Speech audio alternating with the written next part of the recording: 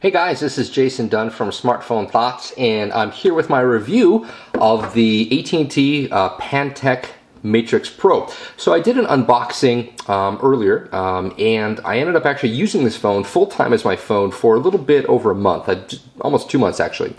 And my opinions of the phone in general are that this is it's an interesting phone. It has some interesting benefits, but there are some snags that you want to be aware of when you are using the device. Now, I gotta say, I totally liked the dual keypads here.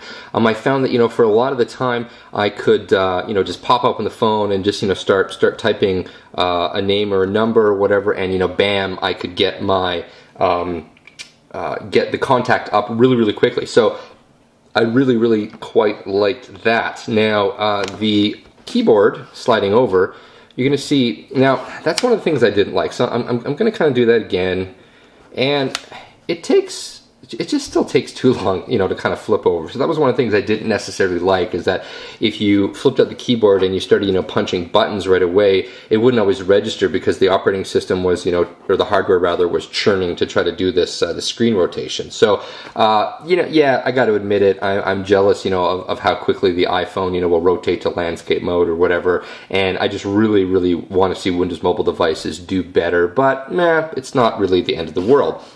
Now, in terms of the keyboard, I was kind of iffy on the keyboard. I'll be honest with you, like I always am.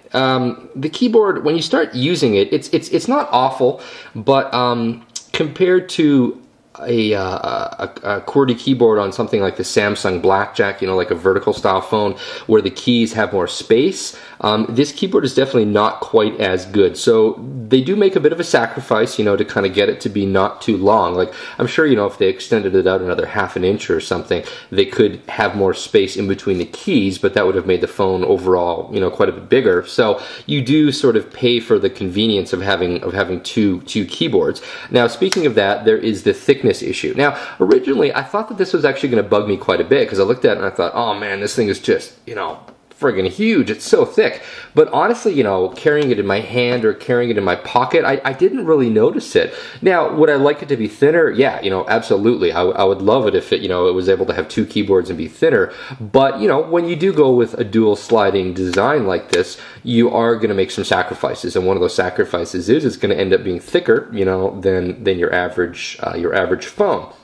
Now, in terms of call quality and network reception, I am located in Canada, and that's where I was testing this phone. So now, this is an AT&T phone, as I mentioned, and you might be thinking, well, how the hell does that work? Well, AT&T, or rather this phone was unlocked for me, so I was able to use a SIM card from my Canadian GSM carrier, and that allowed me to use the phone here. I had no connection issues. It connected on 3G, brilliantly. I didn't have any, issues with dropped calls. Call quality was really good, so I don't really have any complaints about that at all. I use the camera a little bit. The camera is pretty good. It's not, fantastic, but it's pretty good.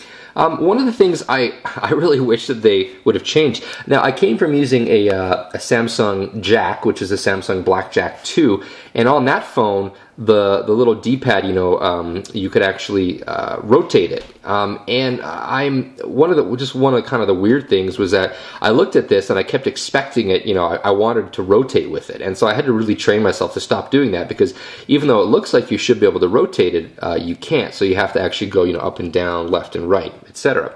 So I kind of wish that they would have done that. One of the other things I really wasn't too fond of is this.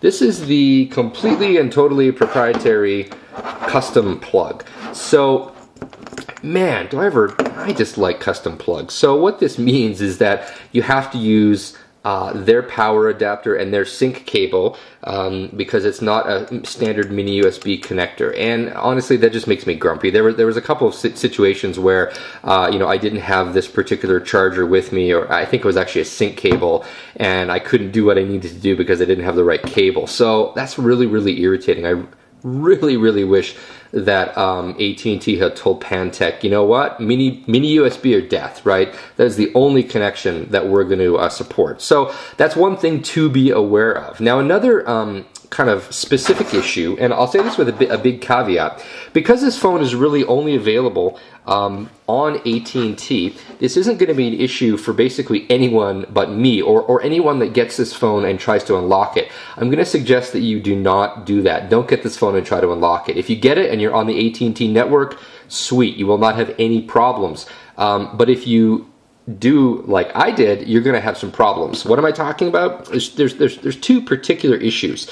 The first issue is that when I try to use the internet sharing application, okay, and what this is this allows you to tether the phone to your netbook or your notebook, and I use it as a modem to get internet access anywhere you go. Great feature, right? Absolutely, I love that feature in Windows Mobile. All you iPhone users, kind of gotta miss out. This is an excellent feature, but here's the problem: is the network connection. That where basically you tell it which connection you want to use, it's hard-coded to AT&T. So even though I've programmed in my own network connection, and even though I have a 3G connection, this will not allow you to pick a different connection. I probably could fix it if I decided to jump in the registry and hack around a bit, but I didn't feel like doing that, and I shouldn't have to do that. So this is sort of one of those bizarre AT&T things where, again, only someone who's off their network will run into problems, but it is something to be aware of. The same thing actually happened when whenever I powered down the phone, like actually powered it off and turned it back on again, the connection, the internet connection, would go back to the AT&T one. So I had to go in and manually change it before I could do active sync or anything. So not a huge showstopper, but again, I don't know why AT&T or why Pantech decided to do that, because it makes it pretty irritating. If you're on AT&T, you really won't have a problem, but just for example, let's say you decide to take this phone and go outside the country, you go to Europe, you come to Canada, wherever, you decide to get a different SIM, you want to do some roaming, it's just basically a big headache, and I wish that AT&T and Pantech had not done that. Another thing that AT&T and Pantech did was they really locked down this phone. There's a Twitter app for this phone that I actually could not get installed without doing some kind of registry hacking. So AT&T and Pantech applied a really heavy security layer on this phone that makes installing applications a little bit more difficult. Users of this phone had trouble installing the new Microsoft Facebook app, for instance. It wouldn't go on really at all. I think Microsoft has released an update now and you can get it on, but again, a really weird thing. So the phone is very sort of heavy-handed in that way, and I don't really like it when carriers get heavy-handed. Now, enough dwelling on the negatives. In terms of a day-to-day use phone, I definitely liked it. There's lots to like. Again, the performance is pretty good. when you're moving around, from app to app. I used it with the Windows Live Search app on using the built-in GPS. Worked like a charm. The GPS worked, really well. Everything about the phone, works quite good, but there are just some minor issues that you would want to be aware of. In terms of battery life, I would say it's about average for a 3G phone. I would use it for kind of 2 to 3 days, with sort of day-to-day use before I had to recharge it, which isn't fantastic, but that's kind of about average for most Windows Mobile 3G phones. Like I mentioned, I really did like the dual sliding keyboards. I like the fact that it had a micro SD card slot. I could load in a card and do some music. It's still Windows Mobile 6.1, which for a lot of people is getting very aged. If you want to do any kind of multimedia playback, you got to go out and get a core player or a better player, because the Windows Media Player Mobile on this pretty much sucks. So, there are some issues around that, but overall, it's not a very expensive phone, depending on what you do. I think you can get an AT&T for about $199 with a 2-year contract, so, it's not very pricey. If you're looking for a phone that has, a QWERTY keyboard, but also has the speed and ease of use of a T9 style, a 12-key keyboard, this phone is definitely worth considering. So, overall, if I was to rate it, I would give it probably about a 7 out of 10. It's a good solid phone, but you definitely want to be on the AT&T network if you're going to use it, because again, there's some glitchy issues for those of us that are not on AT&T. But that's my review of the phone. This has been Jason Dunn from Smartphone Thoughts. If you have any questions, feel free to post them. Thanks for watching.